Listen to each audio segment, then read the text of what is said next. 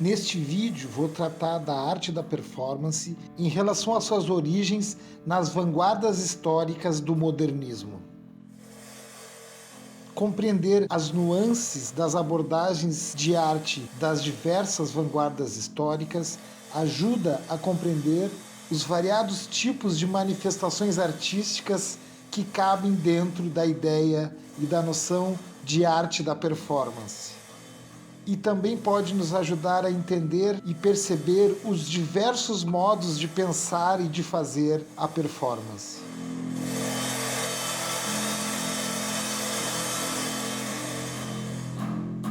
Apesar da palavra performance ser utilizada para identificar um tipo de manifestação artística somente a partir da década de 60, as práticas artísticas que não se enquadram muito bem dentro das categorias estabelecidas na tradição da arte são anteriores a essa década e remontam pelo menos ao início do modernismo.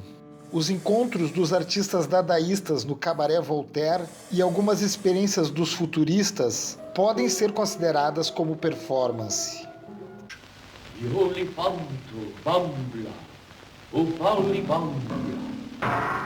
A expressão vanguarda deriva da expressão avant-garde, que é um termo de origem militar utilizado para denominar o pelotão de frente, um grupo de soldados e combatentes que chegam primeiro no campo de batalha e que abrem espaço para a chegada do resto do exército.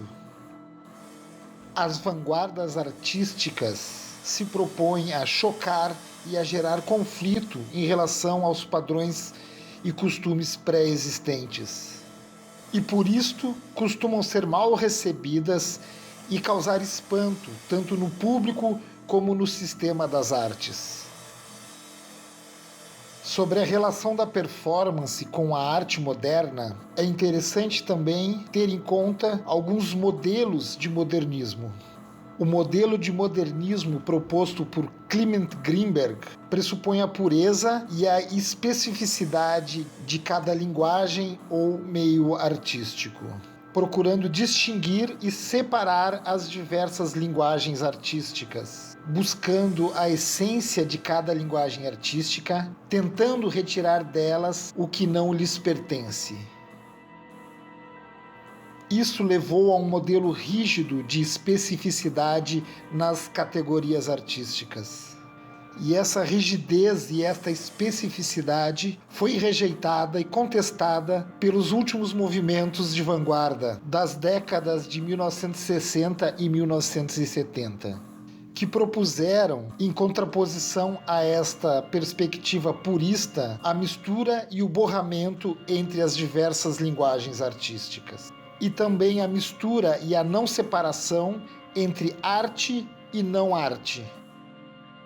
E a performance foi um território fértil para esse tipo de prática e de contestação. O borramento entre as linguagens artísticas praticadas por eles está ligada à noção de desespecificidade artística.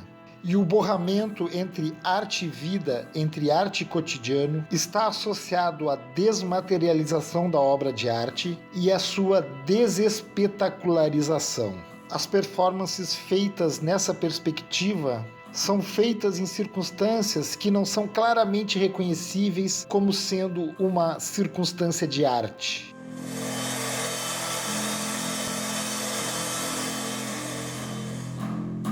Richard Graver, no livro The Aesthetics of Disturbance, trata das questões da anti-arte dentro do teatro de vanguarda.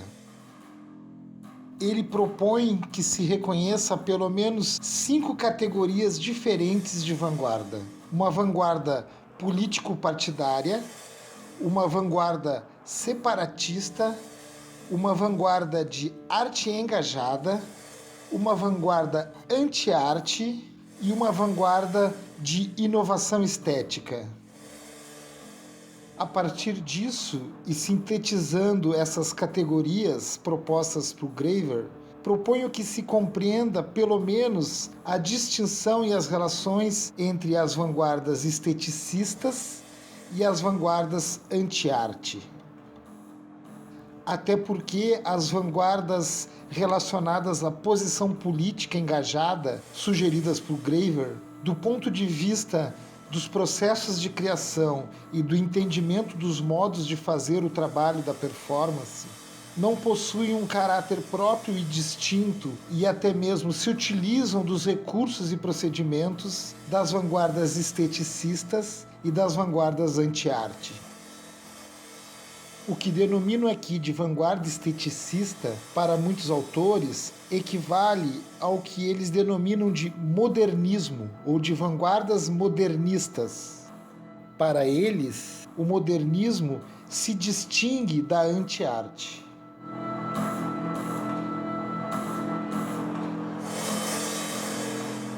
É interessante saber que nas artes visuais, os museus de arte moderna e as coleções de arte moderna, constituídas por empresários milionários norte-americanos como Rockefeller e Guggenheim, por exemplo, acabaram por criar um imaginário do que seria a arte moderna. Nessas coleções estão presentes principalmente obras ligadas às vanguardas esteticistas, que aparentemente não trazem questões ideológicas nem questões críticas que possam perturbar as relações de poder estabelecidas pela visão mercadológica destes empresários. Eles são responsáveis pela criação das coleções dos museus de arte moderna, e as produções dos artistas ligados à anti-arte não cabiam bem dentro dessas concepções. Todas as vanguardas politizadas e preocupadas com o pensamento crítico em relação ao mundo e à sociedade acabaram por ser deixadas de lado dentro destas coleções. Não é à toa que o movimento conhecido como arte pop norte-americana, por exemplo, se autodenominava Neo-Dada. E foram esses artistas da década de 60 e 70 que resgataram as questões lançadas pelo dadaísmo e pela anti-arte, resultando daí também o seu interesse pela arte da performance.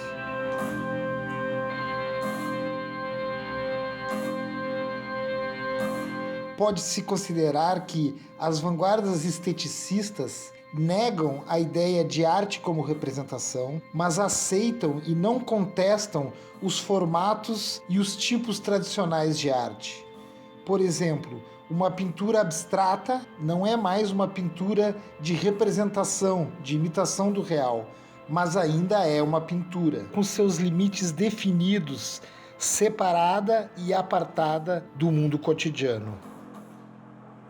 Já uma obra dentro da perspectiva da anti-arte não é facilmente reconhecida como sendo uma obra de arte, como por exemplo os handmades dos dadaístas.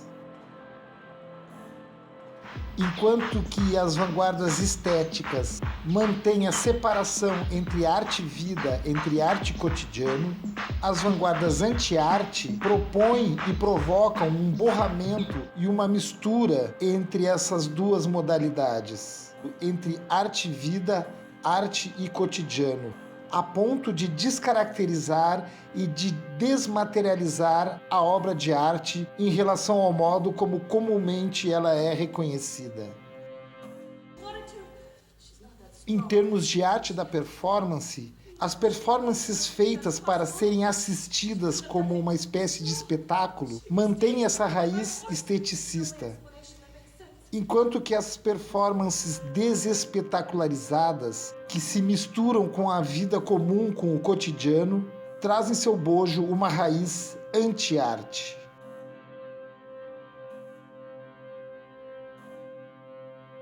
Em outras palavras, pode-se dizer que as vanguardas esteticistas mantêm o estatuto tradicional da obra de arte, enquanto que as manifestações das vanguardas anti-arte desestabilizam e desafiam esse estatuto da obra. Questionar o estatuto da obra de arte é lançar um olhar crítico sobre a arte, que leva a um questionamento filosófico sobre a função e sobre os modos de existência da arte.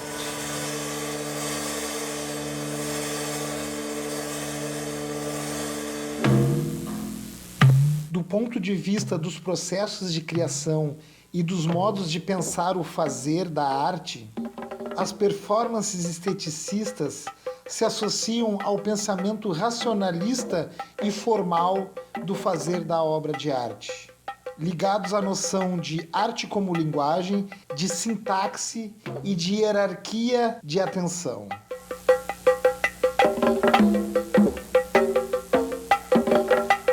O pensamento esteticista na performance é herdeiro da noção de disciplinas e dos campos específicos do fazer da arte.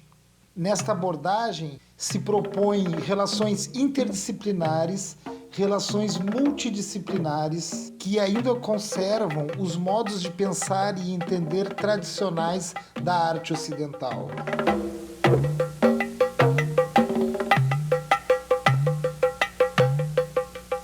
As vanguardas anti-arte, por outro lado, buscam fugir do pensamento racionalista e da própria ideia de disciplinas, buscando procedimentos antirracionalistas como o acaso, o inconsciente, as abordagens pré-verbais, o transe, o ritual, que tendem a fugir da ótica do racionalismo. Procedimentos como a colagem, o acaso e modos não racionais de relação entre os elementos são características das performances de matriz anti-arte.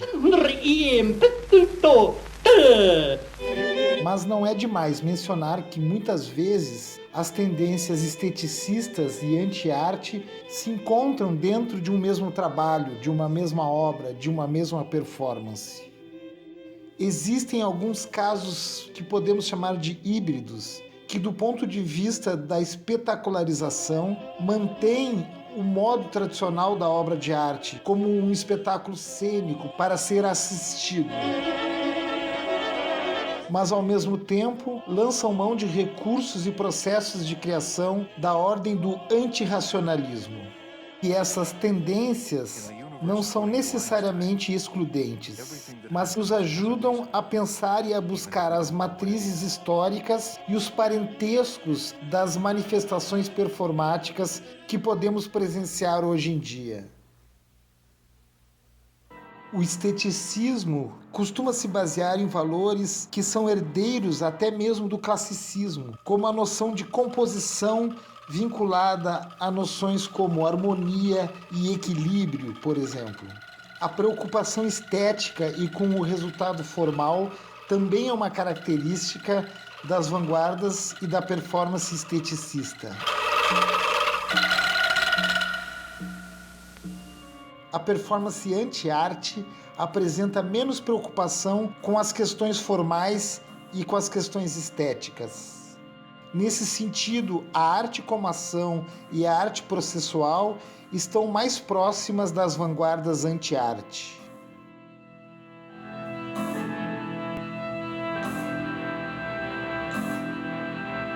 O conceito de sintaxe vem da linguagem oral.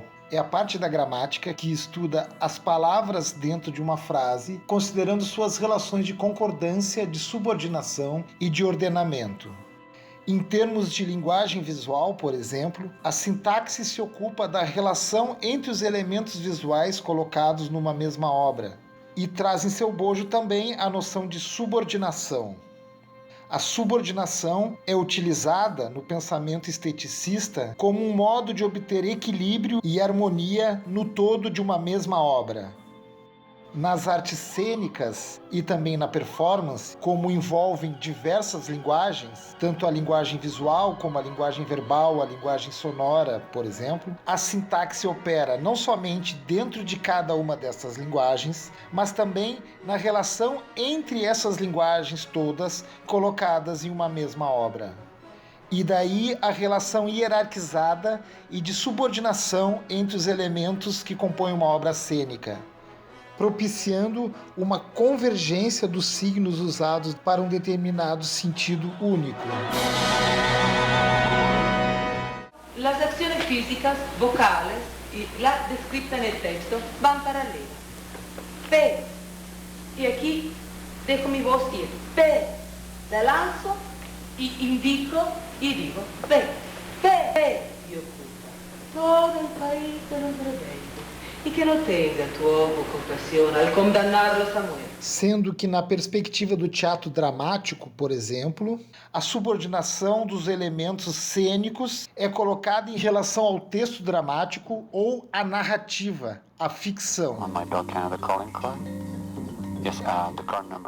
Já a parataxe, do ponto de vista da gramática, é uma relação entre os termos de uma mesma oração, de um mesmo enunciado, mas essa relação não é subordinada e não necessariamente coordenada, gerando assim uma relação de divergência entre os signos colocados em cena.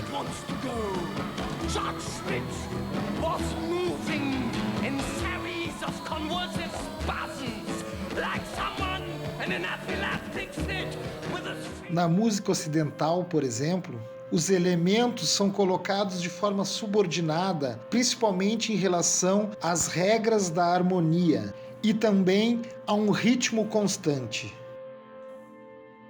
A lógica paratática da colagem na música foi usada durante o modernismo para justamente fugir das regras da música tonal e da harmonia. Composições feitas com um nexo paratático muitas vezes pressupõem um arranjo temporal de operações com instrumentos e equipamentos diversos e não com a sonoridade afinada da lógica tonal.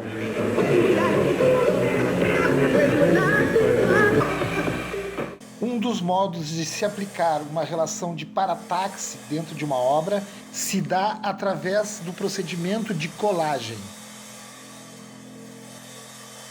Vale lembrar que a noção de colagem tem origem no procedimento técnico de recortar e colar, usando tesoura e cola, por exemplo. Porém, este conceito de colagem se expandiu durante o modernismo, sendo levado para outras técnicas e até para outras linguagens.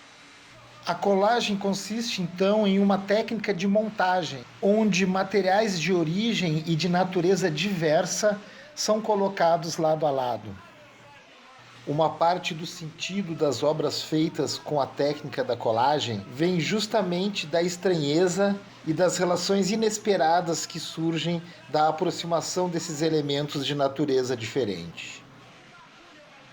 A colagem pode ser feita a partir de um princípio de sintaxe, de coordenação e subordinação entre os elementos inseridos em uma mesma obra. Mas, principalmente a partir do modernismo, a colagem é aplicada com um sentido paratático e não sintático, onde a inserção de elementos de natureza diferente, elementos heteróclitos, são aproximados através de procedimentos prioritariamente não racionais, como o acaso, a intuição e mesmo utilizando uma lógica matemática, numérica, em substituição à narrativa, para organizar os elementos dentro de uma obra. A colagem surgiu com muita força no campo da pintura, no cubismo, por exemplo, e também nas práticas dos artistas ligados ao dadaísmo. Assim, na pintura, a colocação de elementos do mundo cotidiano, como tickets de passagem de trem, notícias de jornal e imagens impressas, se tornaram recorrentes nos trabalhos dos artistas com essas orientações artísticas. A colagem também pode ter muitas variações e também recebe outros nomes ao longo da história da arte. Assemblagem e bricolagem, por exemplo, são tipos de colagem. Vale lembrar que mesmo que não se recorte e cole os elementos em cima de uma tela, por exemplo, a colocação de imagens de natureza diferente ou que não pertencem à mesma lógica, feitos somente com tinta, também é considerado como colagem. E essa inserção de elementos extrapictóricos ou de elementos não artísticos já carregava em si a potência da aproximação e do borramento dos limites e da separação entre o mundo cotidiano e o mundo da arte. A colagem, então, é um dos procedimentos que levou à desespecificidade técnica e à desmaterialização da obra de arte. Mas a utilização desse prefixo desespetacularização, desespecificidade, desmaterialização, indica ainda um olhar sobre a performance vinculado aos modos e às categorias tradicionais da arte. Se conseguíssemos olhar para manifestações como a performance, abrindo mão desses olhares e desses lugares que são oriundos da tradição da arte ocidental, poderíamos começar a pensar em outras qualidades e em outras compreensões de manifestações como a arte da performance. E poderíamos reconhecer a potência desse tipo de manifestação em relação ao mundo em que vivemos e a sua potência significante. E poderíamos talvez inaugurar um outro pensamento e uma outra postura em relação à prática e ao ensino da arte.